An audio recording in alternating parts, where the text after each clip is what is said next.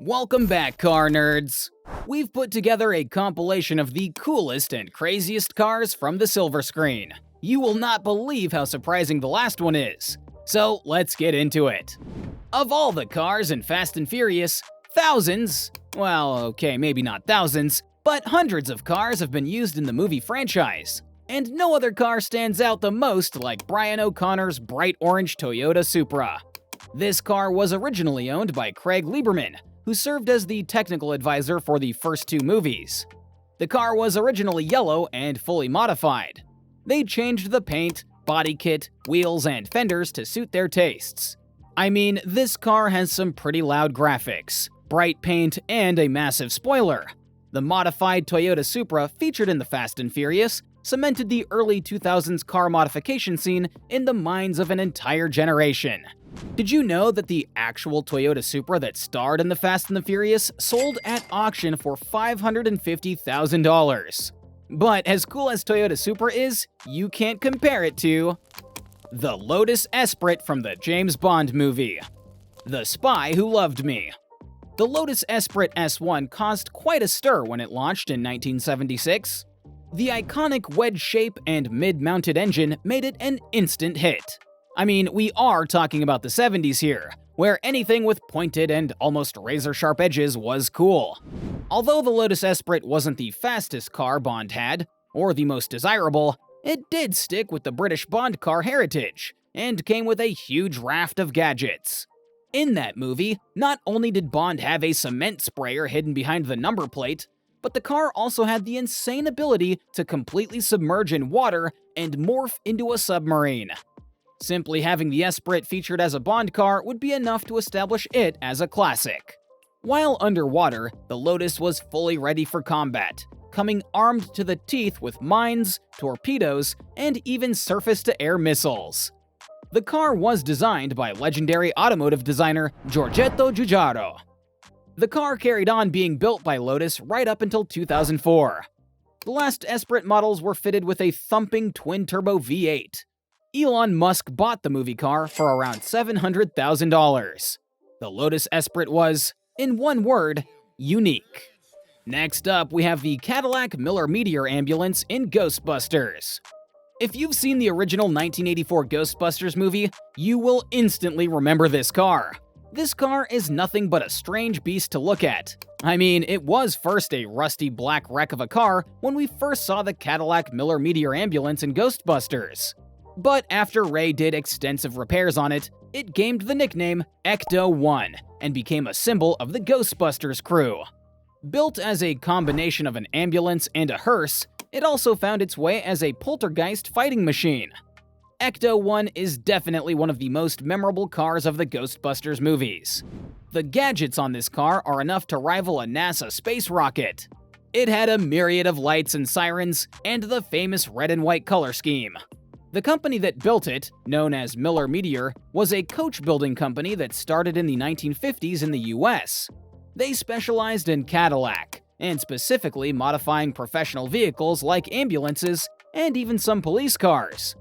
The shape and design of the new car never changed throughout the Ghostbusters franchise, although the 2016 version of the film uses a newer Cadillac Brougham hearse as Ecto-1 instead. Overall, this car is nothing but an epic, ghostly legend.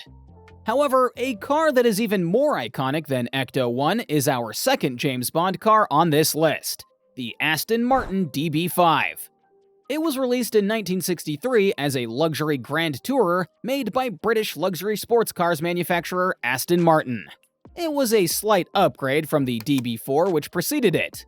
It was used in the movie Goldfinger.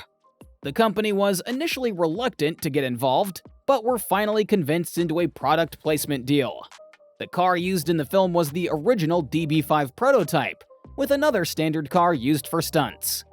Two more modified cars were built for publicity tours after the film's release.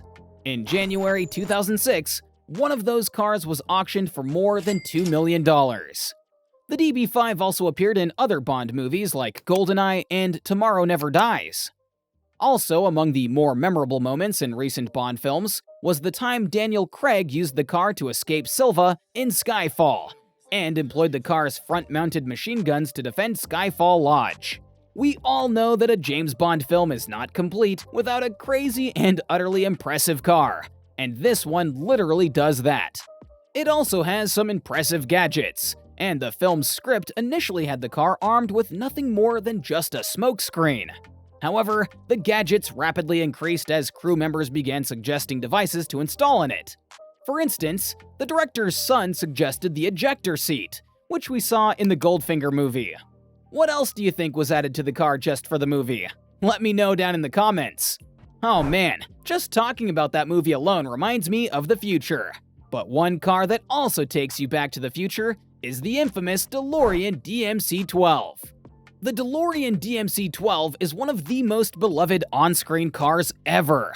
When the movie Back to the Future was released in 1985, it became an instant hit, largely thanks to the car that was used in the movie. Not because actors like Michael J. Fox or Christopher Lloyd, who played Dr. Emmett Brown, didn't do a good job, but because it was this DeLorean DMC-12 that was what actually took them back to the future. It was the time machine itself. Although the DeLorean DMC-12 was heavily flawed, critics said it was underpowered and very poor to drive. Well, to be honest, even the company DeLorean itself didn't have much luck. The factory that they were built in Dunmurry, Northern Ireland, was a year behind schedule, and a large amount of the workforce they hired had never built cars before, and orders took longer to fulfill. However, in the film, this car looked very impressive. Doc and Marty used the DeLorean as a time machine to travel back and forward through time, famously having to accelerate to 88 miles per hour to activate the flux capacitor. Despite all of the problems the car and the company owner had in real life, DeLorean is an undoubted classic movie car and one that everyone always remembers. But at least the DeLorean wasn't used by gangsters to steal gold bars in Venice like the Mini Cooper S in The Italian Job. If you are thinking of a fast car to use in a getaway, your first thought probably isn't a tiny Mini Cooper. But sure enough, it was used in the movie The Italian Job because it was useful for getting away through the tight streets of Turin, Italy. The Mini is one of the most iconic British cars, and its reputation was further expressed when 3 Minis starred in the classic movie. The red, white, and blue Mini Coopers dip and dive through streets, a shopping arcade, and even an enormous sewer to escape the police. The fast-paced action and amazing capabilities of the Little Italian Job Minis only increased the level of cheeky awesomeness attached to Mini cars. Surely the Italian played a big part in establishing the Mini's cult following today. Well, those are some of the best movie cars. What do you think? What did we miss? Let me know in the comments down below.